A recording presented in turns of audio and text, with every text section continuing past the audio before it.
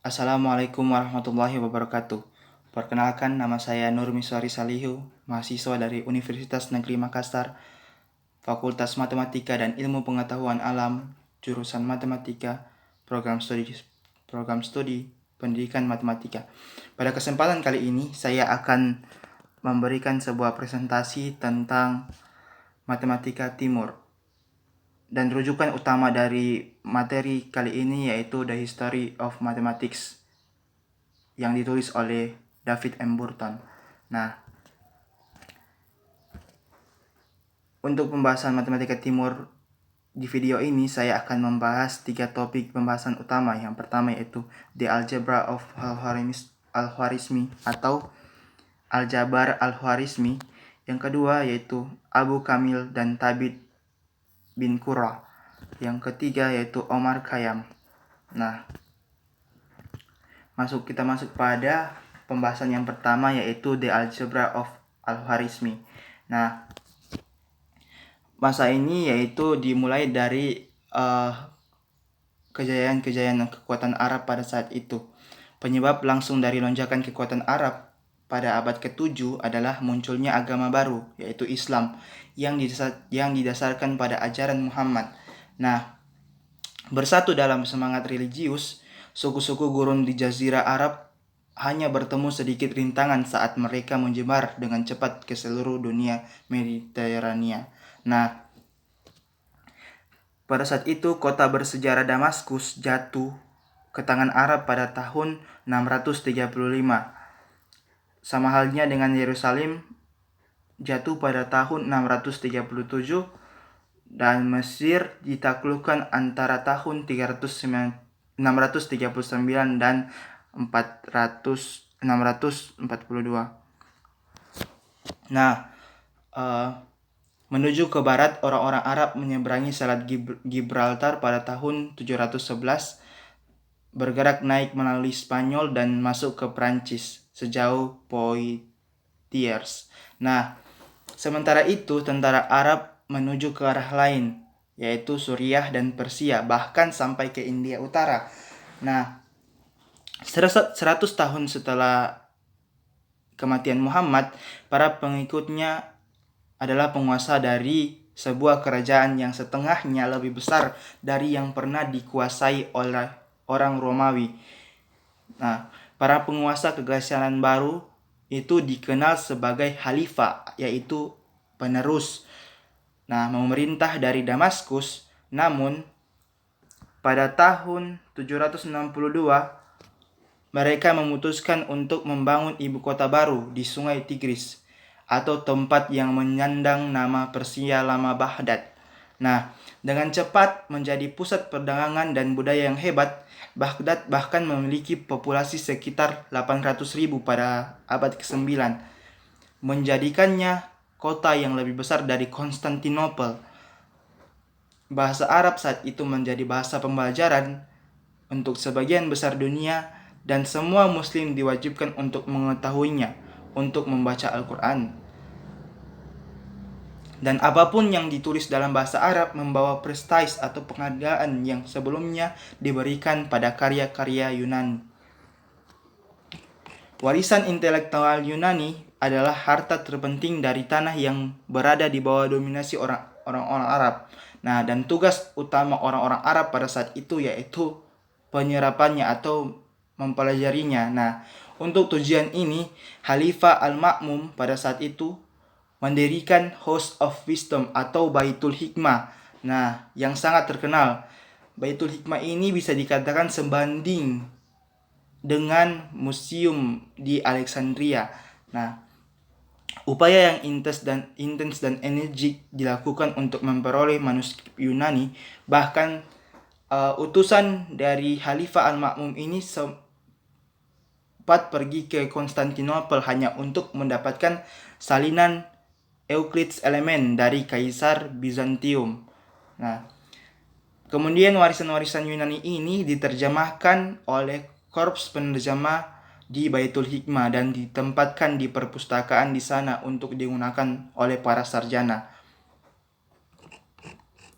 Nah, pada saat itu ada ahli matematika Arab yang paling terkenal, yang bernama Al-Khwarizmi atau dengan nama lengkap Abu Ja'far Muhammad bin Musa Al-Khwarizmi Al-Majusi. Nah, beliau ini lahir pada sekitar tahun 780 di Kifa atau dulu itu namanya Khwarizm atau di negara Uzbekistan. Nah,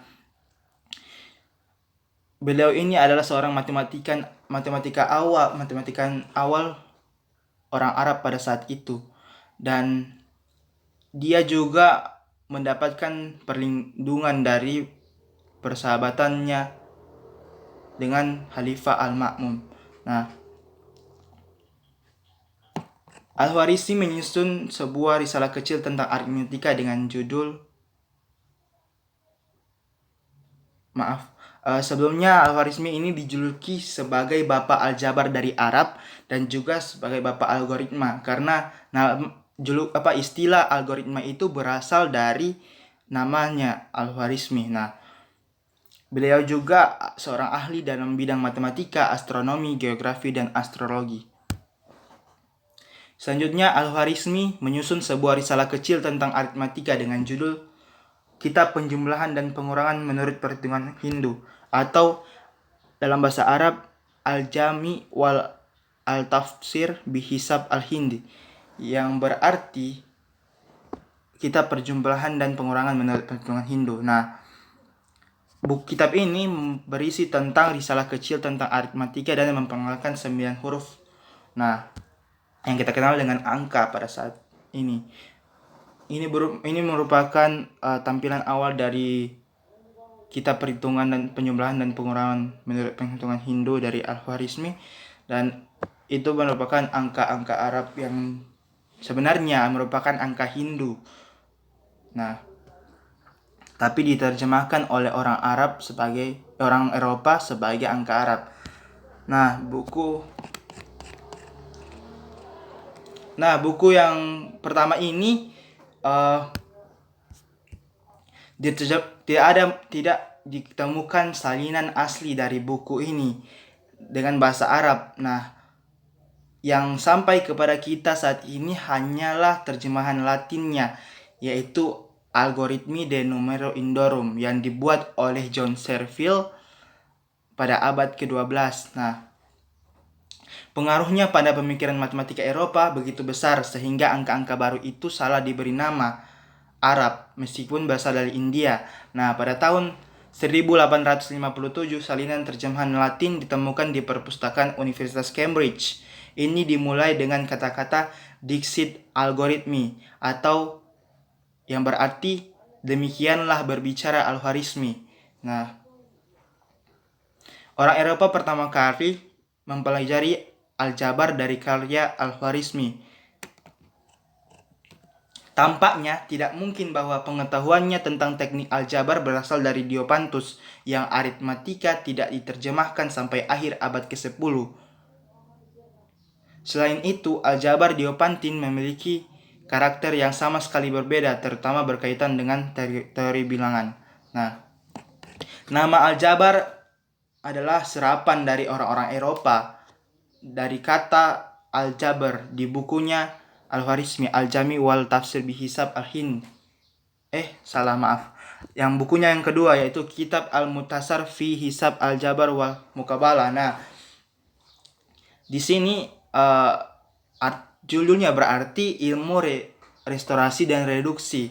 Nah, kata-kata tersebut merujuk pada dua operasi utama yang digunakan oleh orang Arab dalam memecahkan persamaan, yaitu restorasi mengacu pada pemindahan suku-suku negatif dari satu sisi persamaan ke sisi yang lain, dan reduksi merupakan kombinasi suku-suku sejenis di sisi yang sama menjadi satu suku, atau pembatalan suku-suku sejenis di sisi yang berlawanan dari persamaan. Nah, misalnya diberikan persamaan 6x kuadrat kurang 4x tambah 1 sama dengan 5x kuadrat tambah 3. Jika kita restorasi akan memberi persamaan 6x kuadrat tambah 1 sama dengan 5x kuadrat tambah 4x tambah 3. Nah, jika kita reduksi akan memberikan persamaan X kuadrat sama dengan 4X tambah 2. Nah, pada abad ke-12 buku itu diterjemahkan ke dalam bahasa Latin dengan judul Liber Algebrae et Almucabola yang akhirnya memberi nama pada bagian aritmatika yang berurusan dengan solusi persamaan. Nah, penjelasan tradisional dari kata Arab jabar adalah itu berarti pengaturan dari patah tulang atau penyatuan kembali.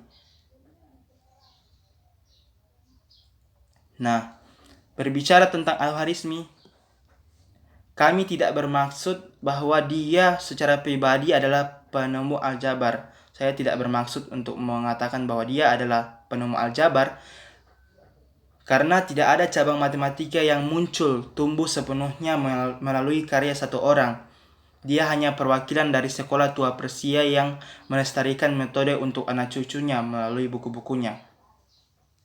Aljabar Arab ini awalnya masih pada tahap retorika primitif, sebuah fase yang ditandai dengan tidak adanya simbol matematika, di mana perhitungannya dilakukan dengan menggunakan kata-kata. Bilangan-bilangan genap ditulis dengan kata-kata daripada disajikan dengan simbol. Aturan prosedur aljabar diproklamasikan seolah-olah itu adalah wahyu ilahi yang harus diterima dan diikuti oleh pembaca sebagai orang beriman sejati. Kapanpun alasan dan bukti diberikan, mereka disajikan sebagai demonstrasi geometris. Orang Arab terinspirasi oleh Euclid elemen tampaknya percaya bahwa argumen harus geometris agar bisa meyakinkan. Nah, dalam menangani persamaan kuadrat, Al-Khwarizmi membaginya menjadi 3 tipe dasar. Yang pertama, X kuadrat tambah AX sama dengan B. Yang kedua, X kuadrat tambah B sama dengan AX. Yang ketiga, X kuadrat sama dengan AX tambah B.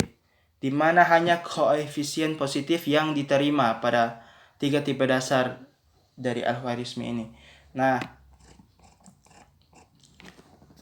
demonstrasi geometris Al-Khwarizmi itu ada 2 dalam menyelesaikan persamaan kuadrat.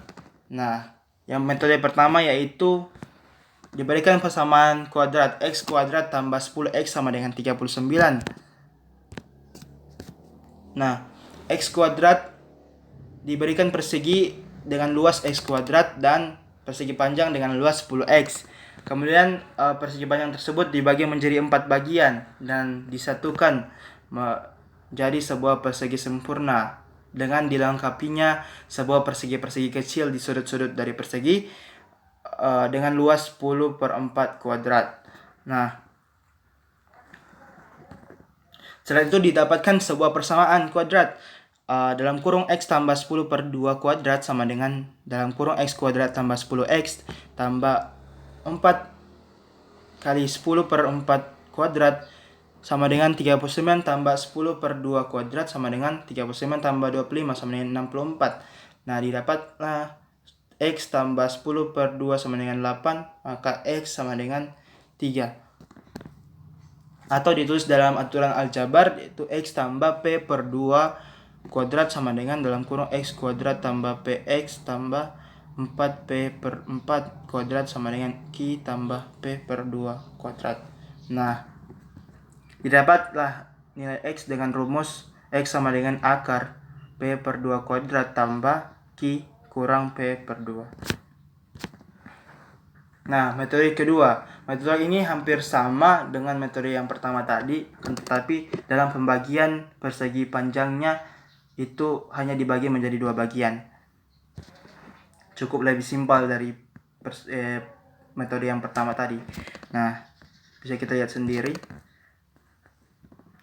Persegi panjang dibagi menjadi 2, baru disatukan pada persegi yang mempunyai luas X kuadrat, terus dilengkapi dengan persegi dengan luas 10/2 pangkat 2. Nah, kemudian didapatkan persamaan seperti tadi. Kemudian didapatkan juga X tambah P/2 kuadrat sama dengan X kuadrat tambah 2P/2 X tambah P/2 kuadrat. sama dengan Q tambah P per 2 kuadrat. Nah, dapatkan juga nilai X sama dengan akar Q tambah P per 2 kuadrat kurang P per 2. Nah, adapun karya-karya lain dari Al-Khwarizmi, yaitu yang pertama adalah Sija al-Shindin, atau yang biasa dikenal dalam bahasa Inggris itu sebagai tabel astronomi. Nah, ini merupakan karya Al-Khwarizmi yang terdiri dari 37 simbol pada kalkulasi kalender astronomi dan 116 tabel dengan kalender astronomial dan data astrologi sebaik data yang diakui sekarang. Dan ada juga beberapa tabel yang berisi tentang tabel sinus dan kosinus. Terus yang kedua yaitu Kitab Surah Al-Ard atau rekonstruksi planetarium. Nah, ini merupakan buku pemandangan dunia atau kenampakan bumi yang diterjemahkan oleh Geografi yang selesai pada 833, revisi dan penyempurnaan geografi dari Ptolemeus. Nah, terdiri dari 2402 koordinat kota dan tempat geografis lainnya mengikuti perkembangan umum. Nah, yang ketiga yaitu Risalah fi Ihtiraj Tahrij al-Yahud, yaitu tentang buku yang membahas tentang kalender Yahudi, penanggalan Yahudi. Nah, selanjutnya masuk kepada Abu Kamil dan Tabit bin Qurra. Yang pertama yaitu Abu Kamil. Abu Kamil merupakan seorang matematikawan kedua setelah Al-Khwarizmi. Nah, beliau ini yang meneruskan kitab dari Al-Muqabalah yang Al-Jabar Al-Muqabalah Al-Khwarizmi. Nah, Abu Kamil ini lahir bernama lengkap Abu Kamil Suja bin Aslam. Lahir pada tahun 850 di Egyptus, Mesir, dan meninggal pada tahun 930. Beliau juga disebut sebagai the Recorder from Egypt atau matematikawan dari Mesir.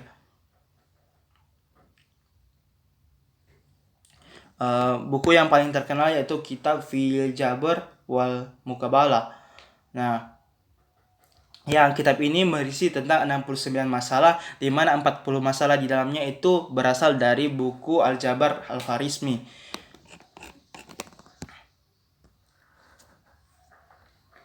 Nah, seperti yang diharapkan dengan sebuah komentar, Abu Kamil membawa secara utuh banyak masalah yang telah dijelaskan oleh Al-Khwarizmi. Pada saat yang sama, dia tidak ragu untuk menambahkan metode solusi lebih lanjut untuk metode yang disajikan oleh penulis sebelumnya. Ini dapat dilihat pada soal 8 dari Al-Jabar, seperti yang diungkapkan oleh Abu Kamil. Bunyinya, bagilah 10 menjadi 2 bagian sedemikian rupa sehingga bila masing-masing dari 2 bagian itu dibagi oleh yang lain, jumlahnya akan menjadi 4/1/4.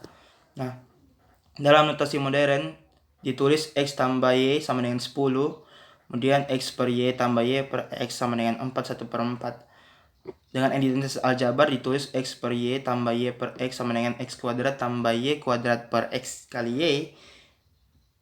Kemudian X kuadrat tambah Y kuadrat sama dengan 4/1/4 X kali Y. Dan disebutkan persamaan Y sama dengan 10 kurang X. Maka didapatkan persamaan 6/1/4 X kuadrat tambah 100 sama dengan 62 1/2 X. Nah, didapatkan X sama dengan 2 dan Y sama dengan 8.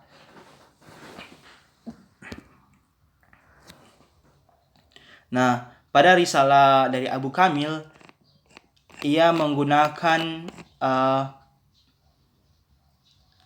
metode penyelesaiannya sendiri yang melibatkan prosedur Babilonia kuno dalam memperkenalkan kuantitas baru yang tidak diketahui sebagai Z di sini.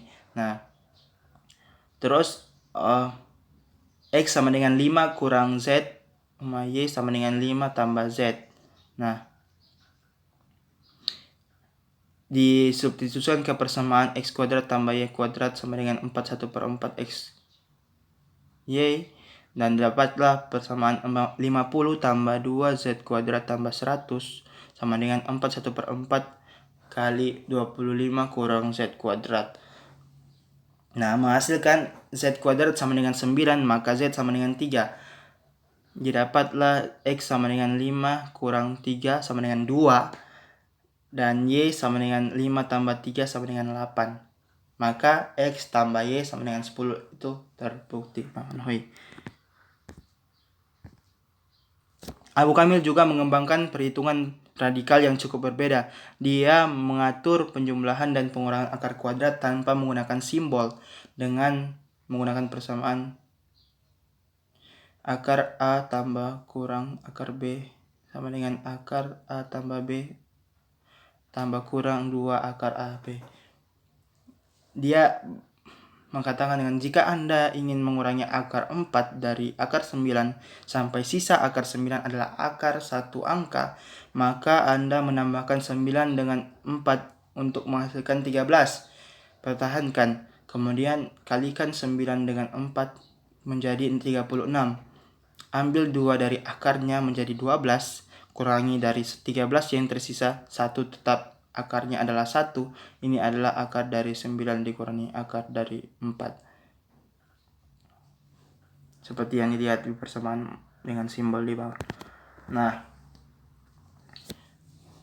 soal 53 dari aljabar, di dalamnya ini ia meminta bilangan sedemikian rupa sehingga jika akar kuadrat dari 3 dijumlahkan dan akar kuadrat dari 2 ditambahkan padanya, maka hasil perkalian dari kedua penjumlahan itu adalah 20.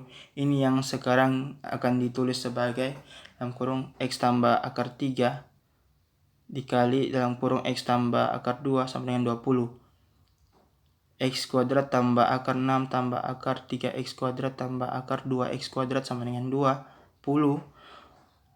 X sama dengan akar 21/4 kurang akar 6 tambah akar 11/2 kurang akar 3/4 kurang akar 1/2.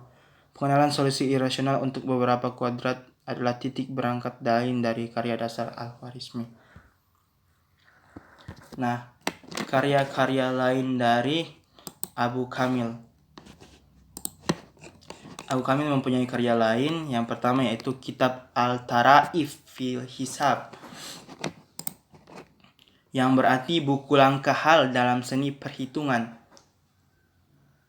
Pada buku ini Abu Kamil menjelaskan sejumlah prosedur sistematis untuk mencari solusi integral untuk persamaan tak tentu. Nah, ini juga merupakan karya Arab paling awal yang diketahui di mana solusi dicari untuk jenis persamaan tak tentu yang ditemukan di Aritmetika Diopantus. Namun Abu Kamil menjelaskan metode tertentu yang tidak ditemukan dalam selain aritmetika yang masih ada. Dia juga menjelaskan satu masalah yang dia temukan 2678 solusi. Nah, yang kedua yaitu kitab Al-Muhammas wal Mu'ashar. Nah, dalam risalah ini metode aljabar digunakan untuk menyelesaikan masalah geometri. Abu Kamil menggunakan masalah tersebut x pangkat 4 tambah 3125 sama dengan 125 x kuadrat untuk menghitung pendekatan numerik untuk sisi segi 5 beraturan dalam lingkaran berdiameter 10. Ia juga menggunakan rasio emas dalam beberapa perhitungannya. Fibonacci mengetahui tentang risalah ini dan memanfaatkannya secara ekstensif dalam praktika geometrinya.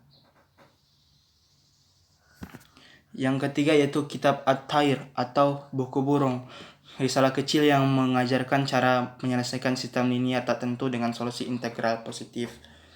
Judul ini berasal dari jenis masalah yang dikenal di timur yang melibatkan pembelian berbagai jenis spesies burung.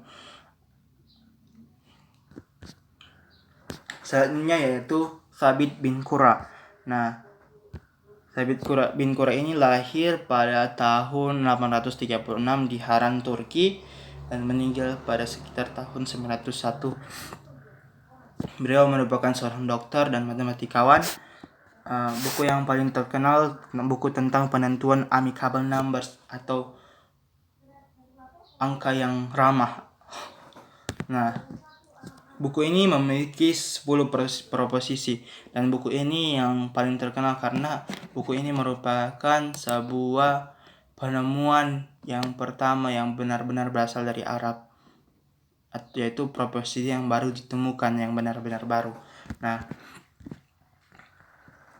aturan yang luar biasa dari tabit adalah jika P sama dengan 3 kali 2 pangkat N kurang 1, Q sama dengan 3 kali 2N kurang 1, kali 2 pangkat N kurang 1 kurang 1, dan R sama dengan 9 kali 2 pangkat 2N kurang 1 adalah bilangan prima. Maka M sama dengan 2 pangkat N kali P kali Q, dan N sama dengan 2 pangkat N kali R adalah amicable numbers atau bilangan yang ramah. Nah, sebagai contoh, misalkan N sama dengan 2, sehingga P sama dengan 11, Q sama dengan 5, dan R sama dengan 71. Maka pasangannya yaitu 220 sama dengan 2 pangkat 2 kali 5 kali 11, dan 284 sama dengan 2 pangkat 2 kali 71 adalah amicable. Nah, untuk melihatnya, perhatikan bahwa pembagi yang tepat dari 220 menghasilkan penjumlahan 1 tambah 2 tambah 4 tambah 5 tambah 10 tambah 11 tambah 20 tambah 22 tambah 44 tambah 55 tambah 110 sama dengan 284. Sedangkan 284 menghasilkan penjumlahan 1 tambah 2 tambah 4 tambah 71 tambah 142 sama dengan 220. Nah, dalam kontribusi untuk geometri, tabit memberikan generasi teorem Pythagoras yang akan diterapkan pada segitiga apapun. Misalkan puncak A segitiga ABC, 2 garis ditarik berpotongan BC dalam titik B dan C, sehingga sudut A, CB, dan ABC masing-masing sama dengan A. Lalu menurut tabit, AB kuadrat tambah AC kuadrat sama dengan dalam kurung BC dalam kurung B kali B tambah C kali C. Nah, berikut adalah penjabarannya. Terus ini merupakan penjabaran teorem Pythagoras dari tabit. A didapat A kali B tambah D kali F kali B kali D sama dengan AABB tambah DF BD sama dengan 1 tambah 2 tambah S sama dengan 3 tambah 4 tambah S sama dengan ACDE. Nah, karya-karya lain dari Abu Kamil yaitu buku tentang pengukuran bagian kerucut yang disebut parabola. Yang kedua, tentang buku bukti dari postulat Euclid yang terkenal. Selanjutnya adalah tokoh Al-Harraj. Beliau merupakan matematikawan pada sekitar abad ke-10 yang bernama lengkap Abu Bakar Al-Harraj, dan buku yang paling terkenal darinya adalah Al-Faqr, atau yang berarti sang penguasa yang luar biasa. Nah, buku ini berisi tentang aljabar polinomial. Al-Kharaj mengangkat pertanyaan tentang jumlah yang pertama, n persegi dan kubus, mengekspresikan hasilnya dalam bentuk 1 pangkat 2 tambah 2 pangkat 2 tambah 3 pangkat 2 tambah dan seterusnya. Nah, selanjutnya yaitu Omar Khayyam. Nah, Omar Khayyam mempunyai nama lengkap Qiyasuddin Abul Fattah Umar bin Ibrahim Hayami Nishaburi, lahir di Nishabur, Iran pada tahun 1048. Nah, buku yang paling terkenal tentang risalah tentang demonstrasi masalah aljabar dan al-muqabalah. Dia merupakan ahli matematika pertama yang menyelesaikan setiap persamaan kubik yang memiliki akar positif. Nah, Omar Khayyam ini juga mengilustrasikan tentang prosedur kayak bentuk persamaan x pangkat 3 tambah q r sama dengan r, di mana dia memilih untuk x pangkat 3 tambah b pangkat 2 x sama dengan b pangkat 2 c. Nah, berikut adalah penjabaran dari itu. Misalkan X0, Y0 menjadi koordinat titik D, sehingga X0 pangkat 2 sama dengan B, Y0 yang menjadikan X0 pangkat 4 sama dengan B pangkat 2, Y0 pangkat 2, tapi D juga ada pada setengah lingkaran, di mana Y0 pangkat 2 sama dengan X0 dalam kurung C kurang X0, maka diperoleh X0 pangkat 4 sama dengan B pangkat 2 kali Y0 pangkat 2 sama dengan B pangkat 2 kali X0 kali C kurang X0, atau X0 pangkat 3 sama dengan B pangkat 2 dalam kurung C kurang X0. Jadi memenuhi persamaan kubik X pangkat 3 tambah B pangkat 2X sama dengan B pangkat 2C. Demikianlah materi Matematika Timur bagian 1 dari saya, Nurmi Sori Salihu. Apabila adalah salah kata dan kekurangan, mohon dimaafkan, karena sesungguhnya kesempurnaan itu hanya milik Allah Subhanahu wa Ta'ala. Selanjutnya akan dilanjutkan oleh Ulfa Sabitri pada videonya. Terima kasih. Wassalamualaikum warahmatullahi wabarakatuh.